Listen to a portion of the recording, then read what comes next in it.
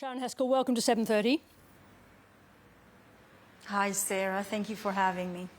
Did Israel carry out these strikes in Iran today in defiance of the wishes of President Trump?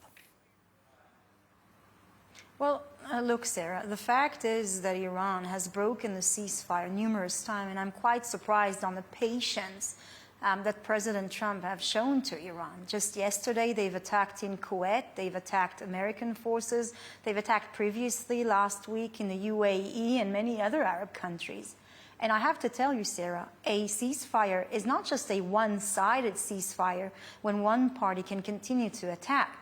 So when Iran broke again the ceasefire and attacked Israel with ballistic missiles, when our children have spent the night in shelters with alarms, being terrified from those, ballistic missiles, we have the right, like any other country, to defend our people, to defend our country, and to respond to it.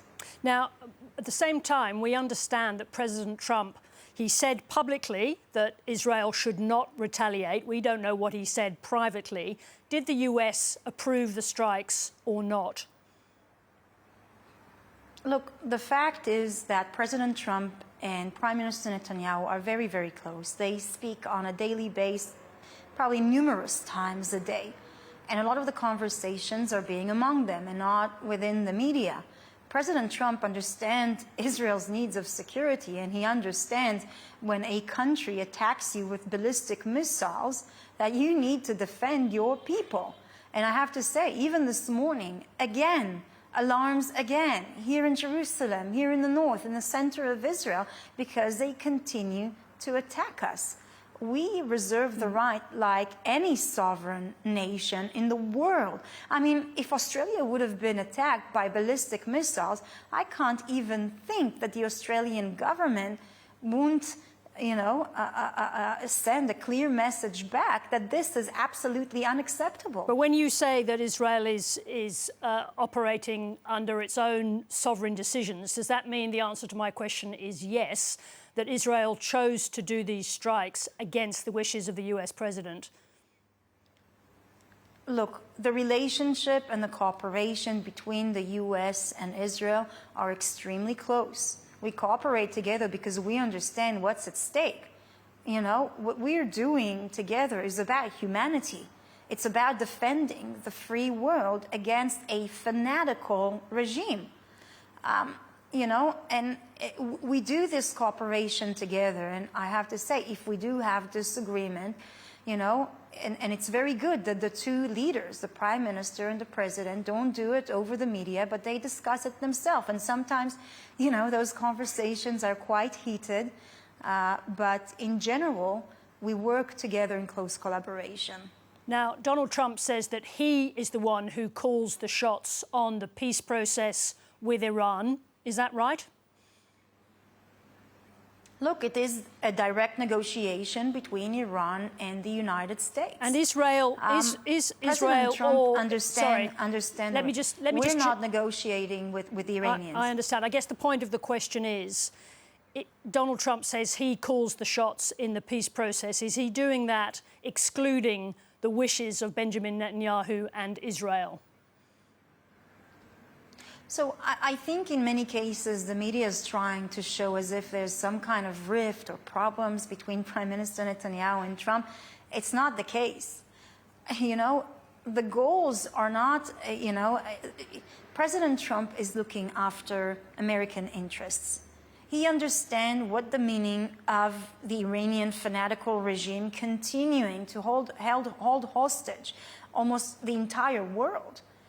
When he speaks about a peace agreement or negotiation towards a ceasefire, where he puts the issues of the Strait of Hormuz in one of the first places, the nuclear Iranian program in the first place, moving out the Iranian enriched material, these are mutual interests. We want to create a safer future, a more stable reality here in the Middle East. And we all understand this is what needs to happen in order for that to take place. So, we give a full backing to President Trump on those issues. One of the previous recent points of contention was over Israel's continued bombardments in Lebanon against Hezbollah. Now, in this case, we understand, and Donald Trump doesn't deny this, that he called the Prime Minister of Israel effing crazy over those continued attacks. How then would you describe the relationship between the US and Israel with this, what seems to be another part of a series of disagreements?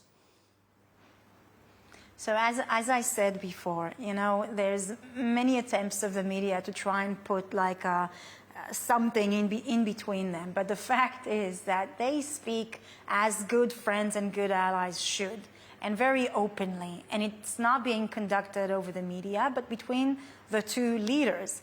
Now, you know, I said sometimes some of these conversations are quite heated, and we truly understand also why. I think in general, with what is happening with the ceasefire and the process towards peace or towards cooperation between Israel and Lebanon is extremely important. President Trump put immense effort to try and pave a path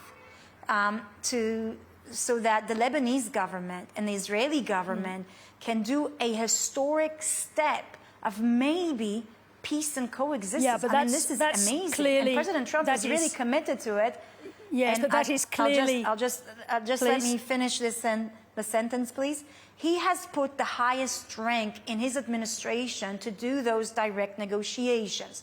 So when Hezbollah is constantly defying the decisions of the sovereign Lebanese government because they are listening to the puppet master in Tehran, and when Hezbollah is constantly attacking us every single day, killing our people, bombarding our cities and our towns, he understands our position as well.